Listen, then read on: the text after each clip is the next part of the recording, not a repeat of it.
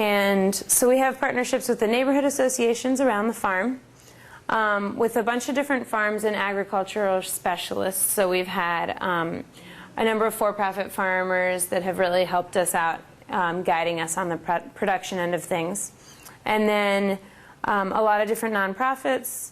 We've done a lot of work with the Hopkins Center for Livable Future, and with the Baltimore City Department of Planning, which houses the Office of Sustainability, which is where a lot of the green energy programs are based out of, and also the food policy director and her assistant. So Holly Freistadt is based out of there. So the Office of Sustainability is a huge player in the urban farming picture. They recently identified 35 acres of farmable land in the city and went through a request for qualifications process. So they are qualifying people to be eligible for city farm land, basically.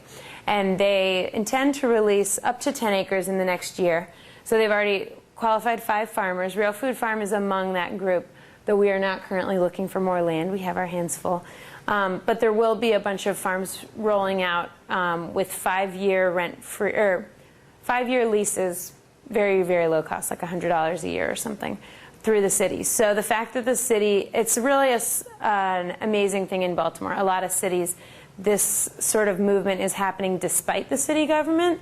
And here, I mean, there's been bumps along the way for sure, but the government is really right at the front with the farmers in terms of getting this going.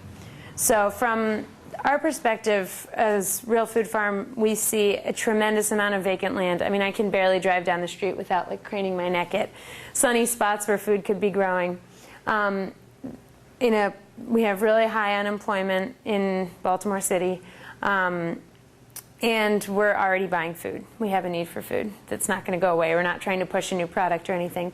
So we really see a tremendous potential in building up the urban farming network. And there's a lot of things that remain to be unseen in terms of questions about how economically sustainable it can be, but there are a lot of models and examples and case studies that indicate that there's a lot of hope in this idea. So we're pretty excited about it.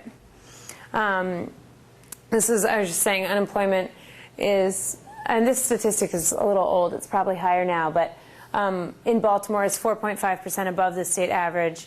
14.5% of low-income families in Baltimore are food insecure, which means not sure where their next meal is coming from.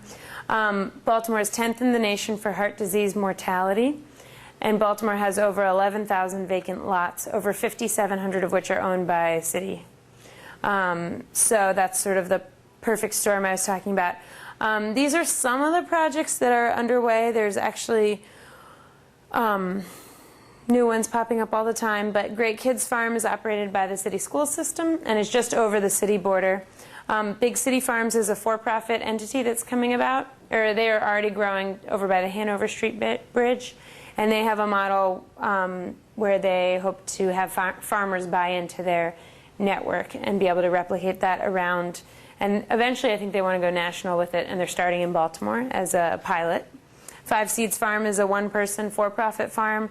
Hamilton Crop Circle is more of a community project with one key ringleader, and White Lock Farm and Boone Street Farm are both community farms, one in the greater Greenmount neighborhood and one in Reservoir Hill. So what we're seeing is, as these farms crop up, there's every shape and size in terms of how many people are involved, in terms of the decision making, in terms of who owns the land, for-profit, not-for-profit. Benefits Corporation is actually what Big City Farms is, which is a new designation that's somewhere between for-profit and nonprofit. So there's a lot more farms coming about, and there are going to be 3 new groups from the RFQ process with the city that are going to be eligible for leases on city land.